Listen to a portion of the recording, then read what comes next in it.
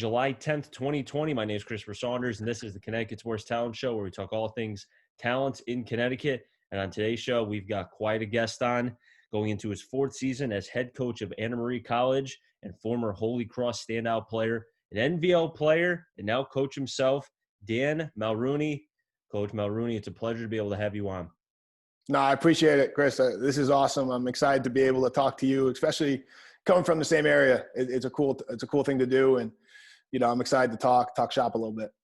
I love being able to see guys from the NVL who were players or coaches and then kind of go off and do greater things away from Connecticut and show like, hey, Connecticut may be kind of small depending on where you look on the map, but we've got some talent, and you're one of them, Coach, and it's great to see you doing successful things at the next level.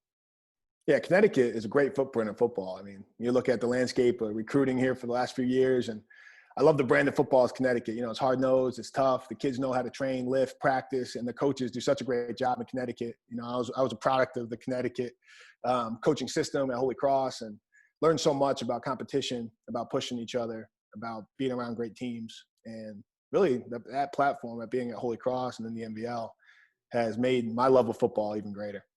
And, in some ways it must help you too, because, knowing the Connecticut background, I've seen you kind of talk or, look at different athletes. I know you're having an incoming freshman quarterback from Woodland, Tyler Belinsky. He'll be coming in. I've seen you talk to other players as well, or kind of reach out to them. So you're reaching and going to your backyard in Connecticut and seeing that there's talent there.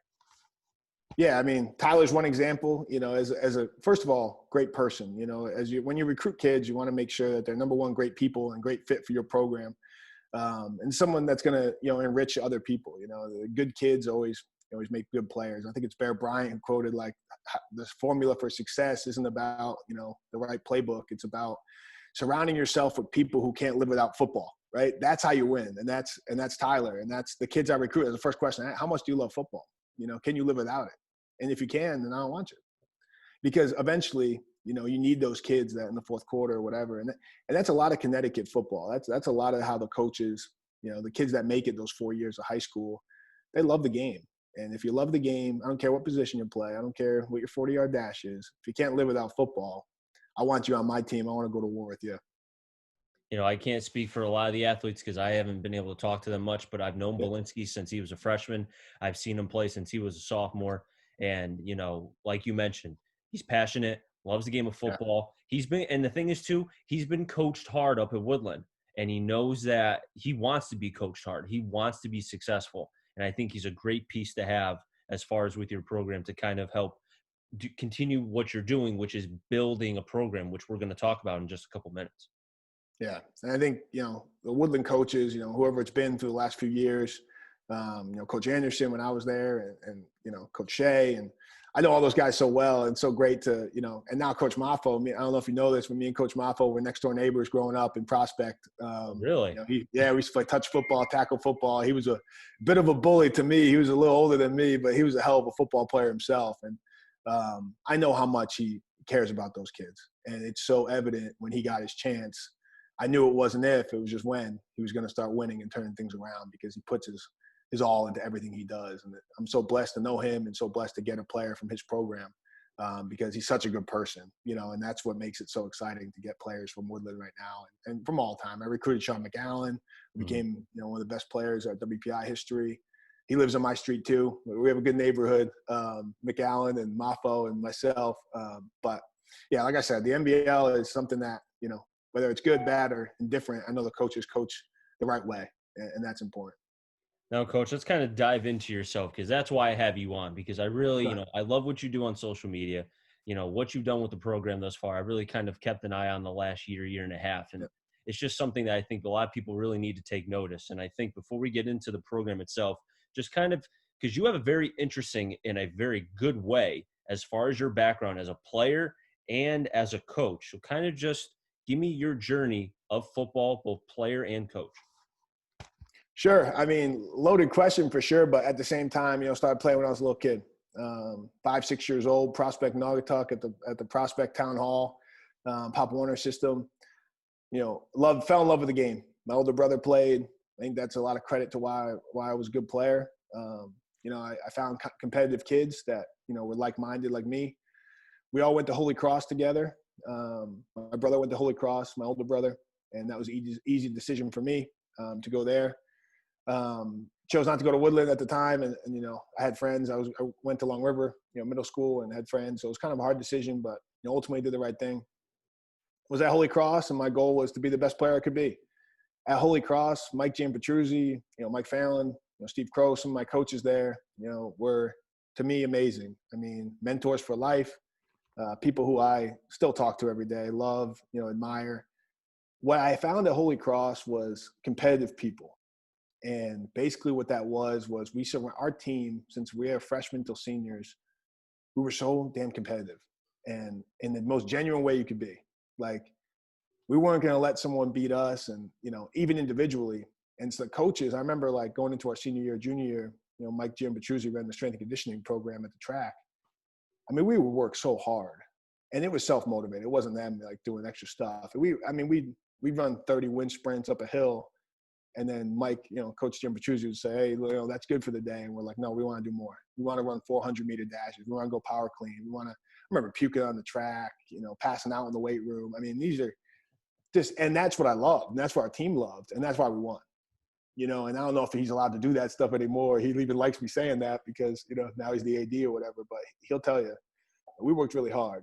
My goal was to go Division I and get a full scholarship, not only for myself, but for my family, to get an education that was free, number one. I was able to get that because I was a good player. I worked hard in school. I worked hard in being a right character person. I stayed out of trouble. I had a goal, and I crushed it. When I went to college, I went to Boston College. I was one of 26 freshmen, there was two freshmen that played our freshman year. Yeah, I was one of those. I was physically developed enough to play at that level. We had the best year of Boston College history. We're number 2 in the country. We beat Virginia Tech. I was part of some great football games. Played special teams, was a backup role safety player. Just unbelievable experience my freshman year. And thank God I was physically developed enough to contribute and help. What a great year that was. Unfortunately, some injuries derailed my career at college, and don't regret not going to Boston College. Sophomore year and senior year, I lost out on opportunities to play in the ACC. I was part of some awesome teams, played in big-time games, played at Notre Dame, played at Clemson, played at all these places, played in a lot of meaningful football games that helped that college, reach new heights, no pun intended. But graduated from there. That was my goal. Graduate for free and get an education that means something that can set up my life. I graduated from there on time, 4 years. I played 2 out of the 4 years. I knew football wasn't over for me. As much as the injuries took away a lot of my talent that I initially had my freshman year, I knew that football wasn't over, and I couldn't put my head to the pillow every night knowing that I still had juice left. I decided to go to Stony Brook University, and what a blessing that was. I started there. Not only did we win 2 championships and we got 2 rings while we were there, but I finally hit my stride, and the injury bug kind of disappeared. I was rookie of the year on the team, led the team in tackles at safety position. Just such an awesome year, just to play again and just to be a starter I started 20 games while I was there, and those 2 years were just amazing. And the level of football really wasn't much different, to be honest. It was very good. You play some really good football teams, and the FCS level was still an awesome experience fan-wise and things like that. But when I wanted to coach, I didn't know what I wanted to do coming out of school. I had my master's degree from Stony Brook. That was a goal of mine as well, is to get as educated as possible. And I did that, and I was proud of that. And, after my college career was over, I started, interviewing at some places and, thinking about what I wanted to do. And I knew nothing but football, I guess is the bad thing or good thing to say. But football, you don't know if you're going to be a good coach or not. And just because you're a good player doesn't mean you're a good coach. That has nothing to do with it. Coaching is just about teaching and how you can enrich these kids. And I knew that going in. But my first year at WPI was as a college coach, and Chris Robinson hired me and gave me an opportunity, and I'm forever indebted to him. I absolutely knew from the minute I started 1 week in that this is what I want to do forever. And I will sacrifice whatever I have to do. I think I was getting paid like $200 a month or whatever it was to do this forever. And I was willing to sacrifice anything to be around these kids and coach them, playing ball and making their lives better. I'm blessed to go into my 8th season now as a college coach, and it's flown by. I still have energy. I'm still ready to go, but at the same time, 8 years is amazing for any coach. And, I'm going into my 8th year as a college coach, and that's my football career in a nutshell. I mean, coaching here, took the head job here, and, we'll get into that in a little bit, but having so much fun every day. I mean, dream job for sure. Coach, I love hearing about the journeys and what either a coach did as a player, then coach, or just a coach through, because I've always felt like not everybody has a linear path. It's always going to take them in a different direction, And I Yep. think for you specifically, looking at what you did at Holy Cross and then BC and then Stony Brook and then at WPI as a defensive coordinator, I mean, you've been able to accomplish, so much in such a short time. I mean, beyond the fact that you're yoked up, I mean, come on, dude. But just that you're a young coach, you have a lot of energy. I mean, that's something I think that's very admirable, because a lot of people see that and players see that and they're like, okay, this dude cares. This dude Yeah. means something. Look at the background. Look at the pedigree. All right, I better start working my butt off because he knows what it takes to be successful. Yeah. I mean, my players know. I mean, we're going to be I'm a genuine person, right? And when you look at it this way, like the social media stuff, like all the sizzle and flash and that stuff is great to attract initially. But when they come meet you, you gotta be genuine. You can't hide. If you're a weird dude, be a weird dude. Don't be fake though. You know what I mean? Like, I'm a high energy person. I'm tough and I care about the kids every single day. I'm tough on them and I care about them. I'm going to challenge them every day. I'm going to be really hard, but I'm going to care. Oh, my light just went out. I think it's a Oh boy. motion sensor. There we go. Almost went dark. But I care about these kids, and they know that. And when they come meet me, they know I'm a football dude. Okay? I love football. I'm a junkie. Okay? So when I meet with these kids and I do what I have to do, they know that you're talking to a guy who sweats it, that's done it, number one. And, like I said, the guys who I always respected when I was a player was, first off, if they played and where they played, no doubt. But also, how much do they love it? Are they willing to sacrifice as much as you are, right, to win? I'll run races against them. I'll do whatever I can to make sure that they know I'm sacrificing enough. And the caring aspect's huge, and that's what and my coaches do a great job. Not just me, but the guys I hire do such a great job of. These kids need to know that you're going to take a bullet for them. And Coach, if they don't, they're not going to run through a wall. did you know early on, Coach, that you wanted to be a coach? Because I know a lot of times, certain guys I've talked to said, yeah, I knew when I was like 9, 10. Others knew, and I don't even know how that's possible, but hey, all power to you. Some coaches have told me that I knew when like Coach Gianpetrucci, when he was injured in college, he was like, okay, I think it's time for me to be a coach. Yeah. So for you, what point did you know that you wanted to become a football coach? I've always admired the coaches I've been around. So it was a big admired thing where I'd say, look at these guys, they're so awesome. I love these coaches. They're awesome guys.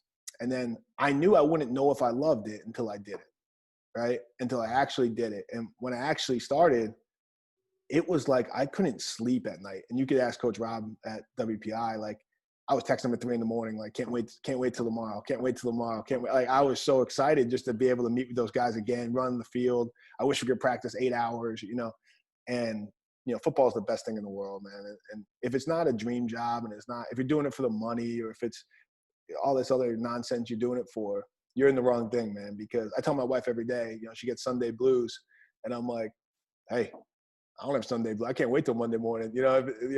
I'm blessed in that regard. So I knew right away after the first week that this is something that I'm going to fight like hell to do for the rest of my life, as long as I can, to do.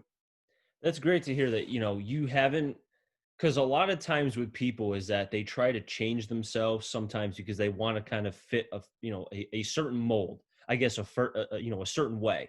But for you to kind of stick with what you believe, you love football. Some people might say you're crazy with football. Okay, who cares what they think? Yeah. You want to stick to what you do. And I think that's, again, to go back to the word I used earlier, admirable, because you believe football, you love football, you care for it. And I think that trickles down to the coaches and even to the players that you look for as well. Yeah, you can't have a bad moment. I mean, as being a leader of young men is important. If we lose a game, the first season I was here, we lost the game 77-0. And it's so easy to come in the next day and hang your head and feel sorry for yourself and say, man, we stink. And I can't do that. We got to walk in every day like, let's go, let's roll, let's get better, let's figure out a way that never happens again. And I've learned that, I think your atmosphere, your attitude is contagious, man. I mean, if you're around 5 people that are elite, you'll be the 6th. If you're around 5 contagious people, you'll be the 6th. If you're around 5 trash cans, you'll be the 6th smelly guy. You know what I mean? So you gotta figure out what your program wants to be, and we'll get to that. Now, WPI, being the defensive coordinator, do you think Yeah. it was a good thing that you kind of were able to get your feet wet and kind of take what was a very important role with the WPI rather than kind of jumping right into the head coaching position, depending on wherever that could have been? Yeah, I needed that. That was really important in terms of just knowing the game, right? As a player, no matter what great player thinks they know everything about football, until you actually coach it and can teach it, you don't know that much about it, right? So Mm-hmm. I thought I knew everything. I didn't know anything. Okay. So Coach Rob took me under his wing and taught me everything he knew. And that scheme and all that stuff and the game and the details and the learning and failing and learning and failing and learning and failing, you only learn through failure, in my opinion. So the atmosphere that I was around gave me the opportunity to learn on my own. And I think that's such a great thing, right? Like, I don't have Nick Saban every day next to me. I'm not Alabama where I can sit here and poach ideas off them nonstop. But what I do have is I'm sitting in a chair where sometimes I fail at doing things, but that's such a good learning tool because I'll never do that again. You know what I mean? So if I call the wrong play on 3rd and 5 at WPI and they run a screen pass for a touchdown, man, I should never have run that stunt because I just learned. And that stuff has now set me up to where I am today, where failing is okay because that's learning, and it's okay to fail, but obviously you don't want to fail forever, but it's okay to fail in some things and then learn in others. But that opportunity with Coach Rob, I'm forever indebted to him. I mean, absolutely. He took me under his wing, taught me everything he knew. What did he tell you specifically that has kind of stuck with you now, even as a head coach? The way he cares about his players. I mean, it wasn't even the scheme. I mean, Donald Duck can coach football. It's not hard to draw plays on a board and say, do this. Anyone could do it. It's not that hard. But the way you interact, the way you get those kids to play hard for you, the way you care, the hours you put in, it's all about the experience you want to make for your program and relies solely on you and your staff. You have to have complete buy-in and you have to really work your butt off to get results. But he cares. And that trickled to me and empathy wise and ethics and all other stuff that he does. That's propelled me, I think. Coach, just saying, I may have a tough time coaching football. Just saying. Well, you play Because Madden, right? I mean, Madden's the same thing as what people are saying on Twitter. here's the thing. There's 2 things I like to do. I love the triple option on offense, so that would be something I would run. And then on defense, I'm all about getting after the quarterback. I do not want to give the quarterback any time. Yeah, pressure's key. No, pressure's key Exactly. defensively, and triple option is tough to stop. So you'd be a hell of a coach. Well, thing is, if I could find the right guys, at the end of the day, you can't make the soup if you don't have the ingredients. You know what I mean? No doubt. It's a coaching jargon right there.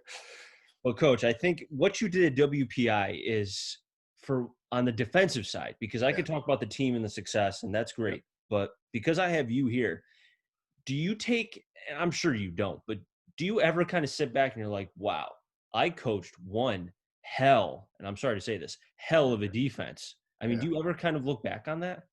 Of course. I mean, you look back and you talk about the players we had, and really it was a collective thing. I think recruiting really helped WPI more than anything else. When I was there, we brought 30 kids in from Connecticut. I mean, at the time, I don't know if you landscaper on Connecticut, but I brought in, 3 of the best players in Connecticut, all at the running back position. Connor Field from Granby, Sean McAllen from Woodland, and Mike Montano from North Haven. All 3 of those kids came to WPI, the top 3 rushers in the state. You start getting some of those players that love football like that and some of the talent. Like I said, it doesn't matter if I'm the coach or you're the coach. Those kids run around. They're going to play hard and they love football. You're going to start winning some games. And that's what happened. Tenacity-wise and attitude-wise, we had a mantra on defense. It was called EAT. That was the acronym. It was energy, attitude, toughness. Nothing about talent, nothing about 40-yard dash, nothing about bench press. I mean, our inside linebacker weighed 190 pounds, but I take him over anybody else in the conference. He was a dog, right? Straight dog. And that's Brian Murtaugh. He's an All-American player at WPI linebacker. He weighed 185 pounds. He couldn't bench press 205, but he got in that football field and he wasn't going to let you win. And that was coming from me. That was coming from the way we created practice, way we created meetings. Everything was competitive. Everything was, if you don't win, if you're not first, you're last, and that was one of our things that we did so well was getting those kids to play hard and run through a wall for you. And that's still what we do now. I mean, it's just in a different way. And that success that you've had at WPI being on the defensive side, I'm sure must have attracted a lot of colleges towards you. And Yeah. the one specifically, the one that you're at now and have been for quite some time, Anna Marie College, what attracted you to the college? What attracted me to the college in the first place was, I didn't know much about it. So when, I got the call and I heard the job was open, things like that, and I had the opportunity to go interview, I just wanted to make sure that the resources were in place and that the school cared about football. There's a lot of different places, and I wanted to know everybody on the campus and see what their stance was about football long term and say what they actually wanted. When I met the people here, it was a no-brainer. I mean, they love football and they want football to be important. They want us to win so bad, and the support I have. I knew college programs are only as good as the people that help them, right? So the admissions department, the financial aid department, and every coach will say this, but it's so true here, and it rings true so much with our athletic department, with our AD, with our president. I mean, our president's at every single game tailgating in the end zone, win, lose, or draw. She's there till the fourth quarter. And it's insane. I've never seen that before. And I know that with that structure, our ceiling, there is no ceiling. We could keep rising forever. And we're going to build a powerhouse program here with these people. But when I got here, it was obviously not in good shape. They had let go of a coach that was mid-season. They had some changes in leadership at the athletic director position. He was let go mid-season. When I got here the first day and I got introduced as the coach, I met with the team, and there was only, I believe, 12 to 14 kids in the room on the whole football team. So it's like, it's a shock to you when you're like, did I just make the wrong decision? When I have a game, I got announced in January or whatever, and I had a game in August. But if it wasn't hard, it wouldn't be fun, right? I always tell my staff that. If it wasn't hard, if it was easy, everyone could do it, right? So we took our lumps the first 2 years with just freshmen, just sophomores, but we got some steam now. We got some steam, and we're excited.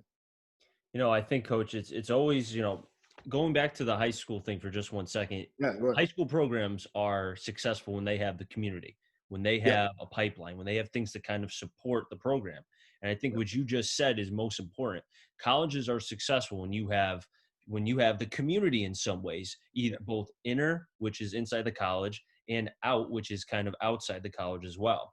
And I think for you, with the energy that you have and the fact that, the caring part that you've mentioned so many times during this interview, that is, very important. And when people see that, they react, they read and react to it. Yep.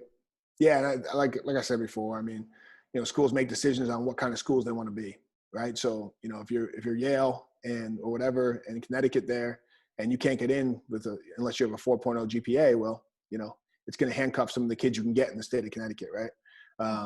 It all depends on a lot of things that the school's willing to sacrifice for you to be good, or for you to be, get the talent you want, or get the type of kid you want.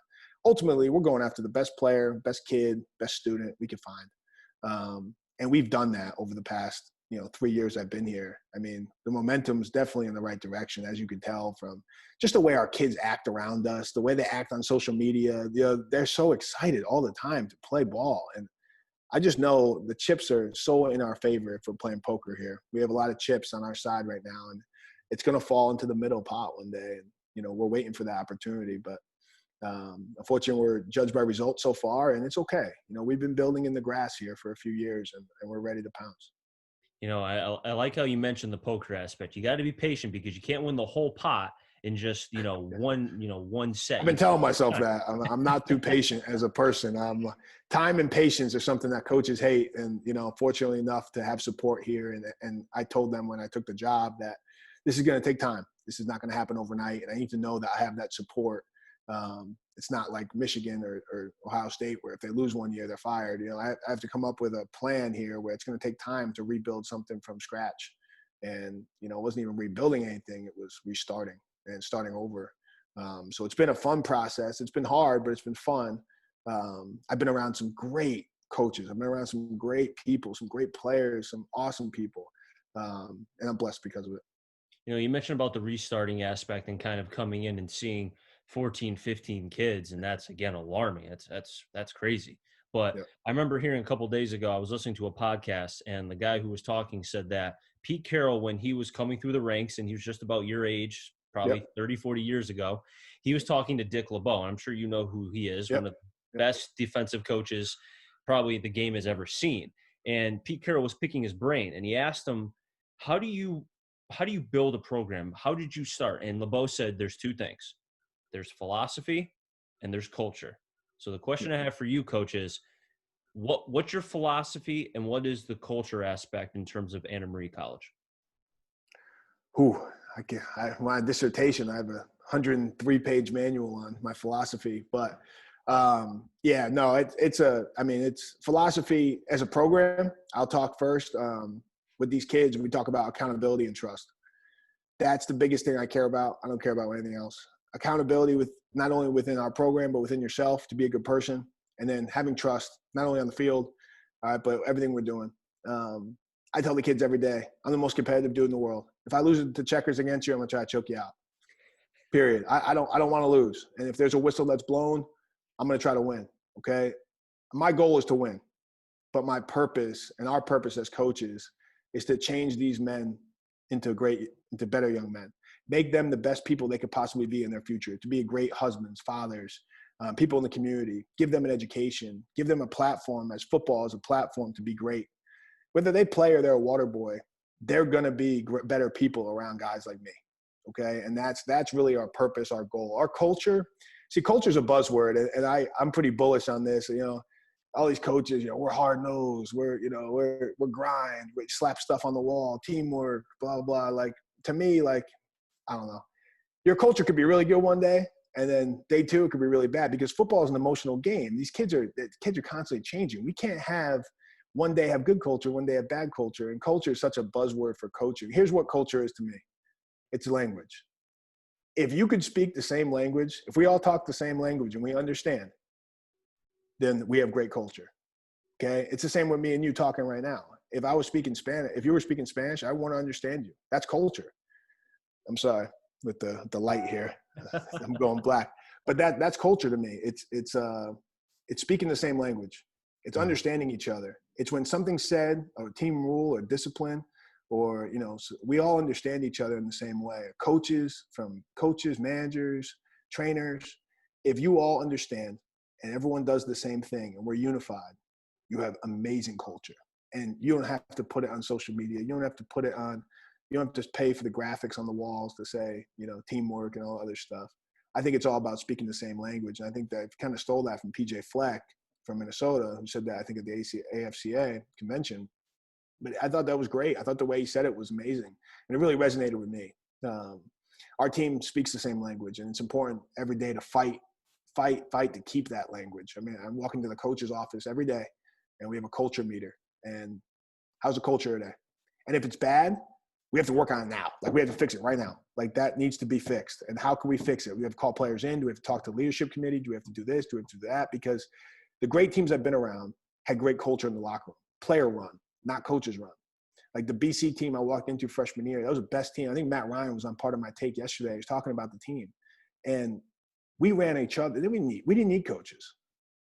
That team was so bought in and so close and so together that it was just awesome.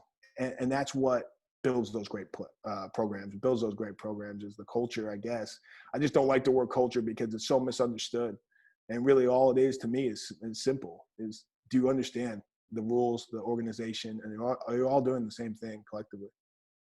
I think that's great because you can kind of look at things out and, you're seeing it from a different perspective. And I think that's one reason why, I love doing this show, is because being able to hear about your version of culture and kind of seeing it from a language aspect. And coaches have like you said, so many different avenues they can go, just like the way they went with coaching, they see it with culture. And I think to be able to kind of build a program in their own specific way, even though the wins and the losses have not been maybe what you would like, you Yeah. could I've heard you even say yourself a number of times during this interview, you're starting to see things turn around. So when did you specifically notice? Was it during a practice? Was it during a game?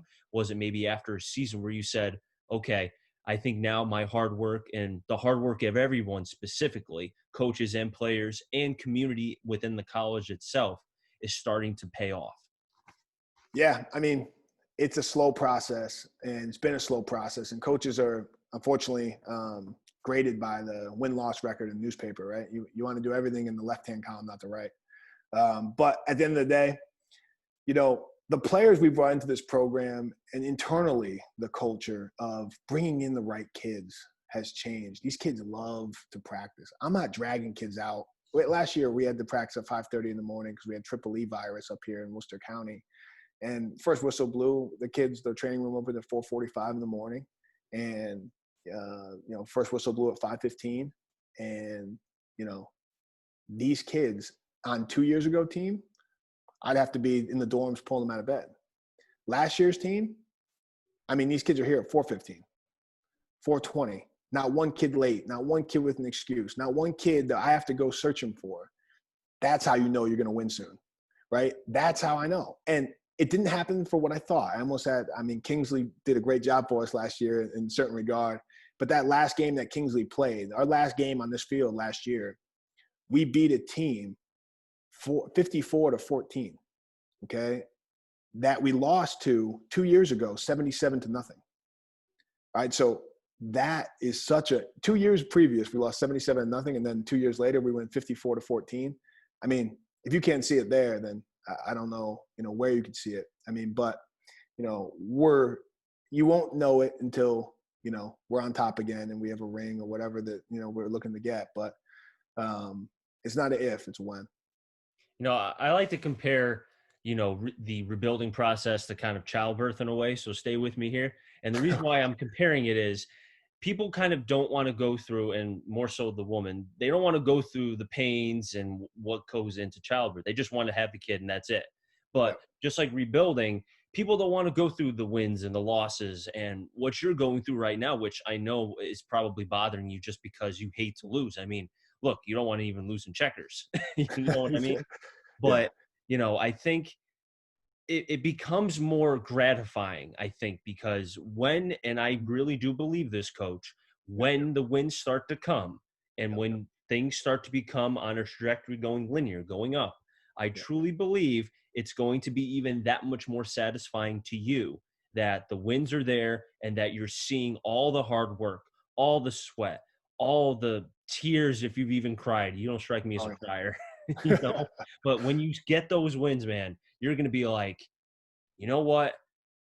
Gosh, this feels awesome. Yeah. Yeah. And those moments, and that's great. I mean, that's a great analogy. I mean, I don't know so much the childbirth. My wife's pregnant right now. And if I related my job to what she's going through right now, she might kill me. I might lose my ring on my finger, but Oh, wow. That happened. no, I'm just kidding.